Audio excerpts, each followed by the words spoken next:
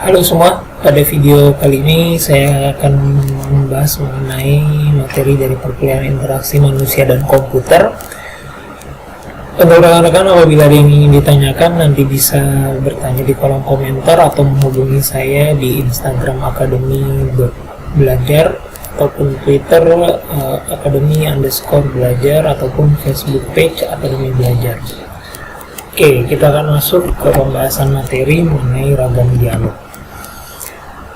Ragam dialog bisa diartikan sebagai proses pertukaran komunikasi antara satu atau lebih dalam pengambilan kaidah informasi dan antara user dan sistem komputer. Nah, tujuan dibuatnya ragam dialog adalah mengidentifikasi beberapa kekuatan dan kelemahan dari setiap teknik dialog yang akan disajikan, salah satunya. Dan juga ragam dialog memiliki beberapa sifat yang akan kita bahas. Memiliki beberapa sifat, diantaranya inisiatif. Sebagai contoh, misalkan pengguna memberikan tanggapan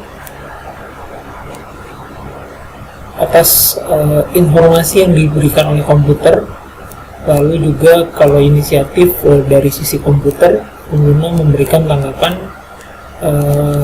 bisa berupa pilihan yes atau no, misalkan oke, cancel, misalkan seperti rekan-rekan misalkan ketika ingin keluar dari sebuah aplikasi tiba-tiba muncul perintah apakah ingin di save atau tidak. Nah, modelnya seperti itu kurang lebih. Lalu berikutnya juga kelulusan, di mana pengguna mempunyai kesempatan untuk melakukan customize.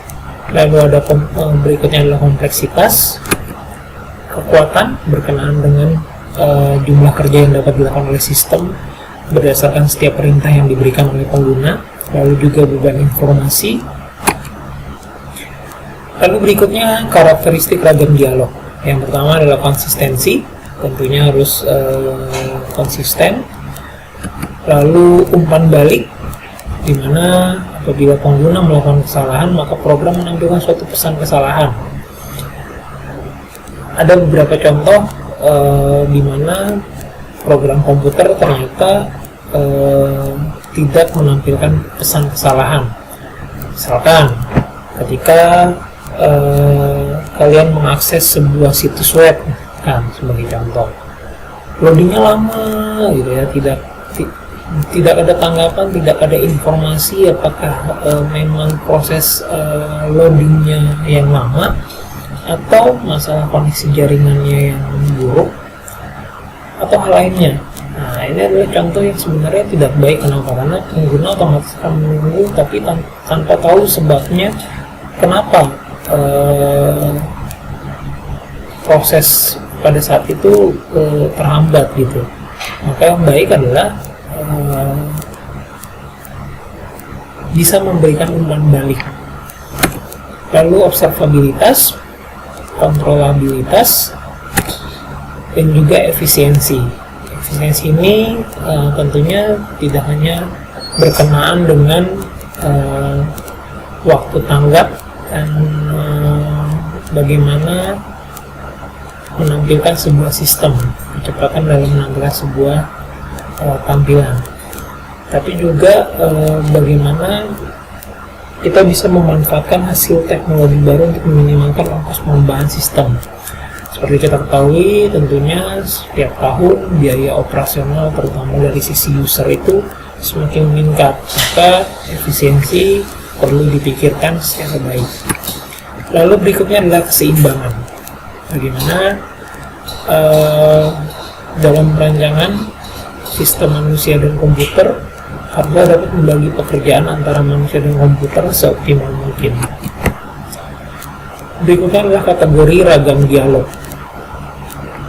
Yang pertama, ragam dialog interaktif, ada beberapa poin, yaitu dialog berbasis perintah tunggal, command line dialog.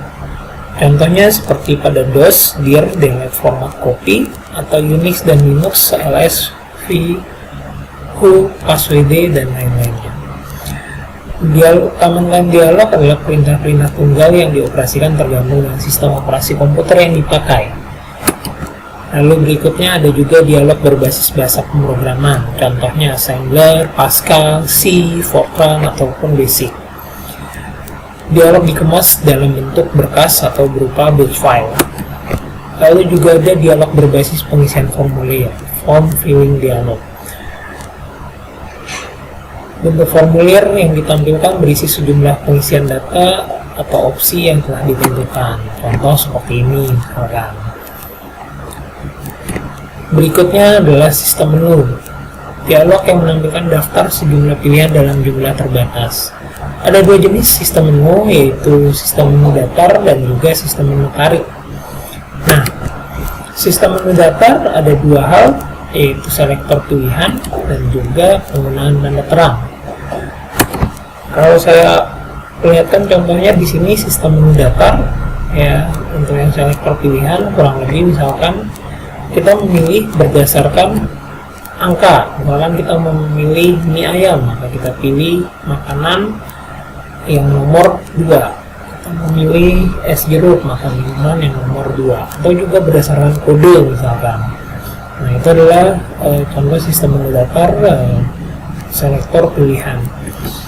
Lalu contoh sistem menu datar highlight marker. Misalkan kita ambil contoh di games.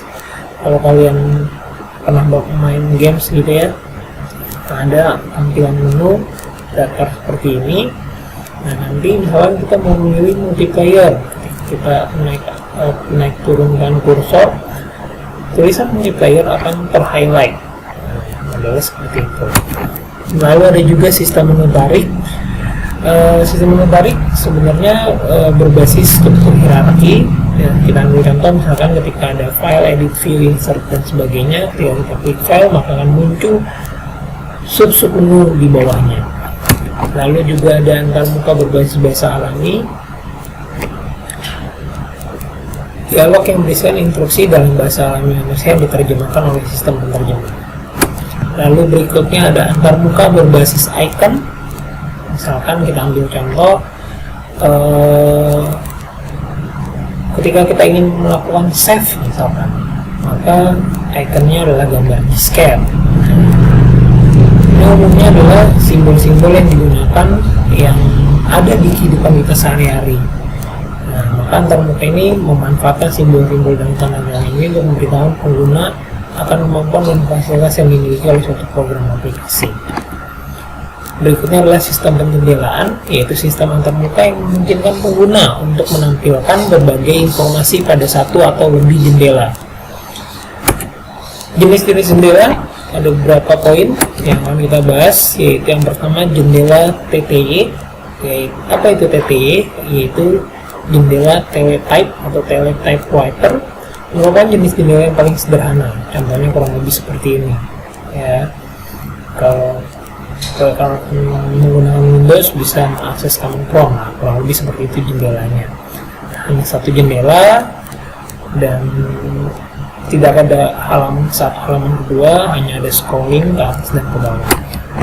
Berikutnya adalah time multiplex Windows. Kurang lebih bentuknya misalkan seperti ini. Lalu berikutnya lagi ada space multiplex window dan juga non homogen. Nah, jendela non-homogen adalah jenis jendela yang tidak dapat dikelompokkan di jendela jenis jendela sebelumnya. Misalkan contoh yaitu zooming window misalkan, ya, zoom in, zoom out. Lalu berikutnya adalah manipulasi langsung, yaitu penyajian langsung aktivitas kepada pengguna sehingga aktivitas akan dikerjakan oleh komputer ketika pengguna memberikan instruksi langsung yang ada pada layar komputer. Penerapannya apa? Kontrol proses, editor teks, simulator, kontrol lalu lintas penerbangan misalkan. Lalu berikutnya adalah antarmuka berbasis interaksi grafis. Nah, dialog berbentuk pesan atau informasi pada suatu gambar atau link yang tampil ketika pengguna melakukan suatu aktivitas. Nah, kurang lebih misalkan seperti ini. Ya, tampilan Facebook, ada pesan atau informasi. Kalau kita lihat di sini ada iklan dan sebagainya. Lebih seperti itu. Oke, demikian penjelasan singkat mengenai materi ragam dialog. Terima kasih. Sampai ketemu lagi dalam pembahasan video materi yang lainnya. Dah.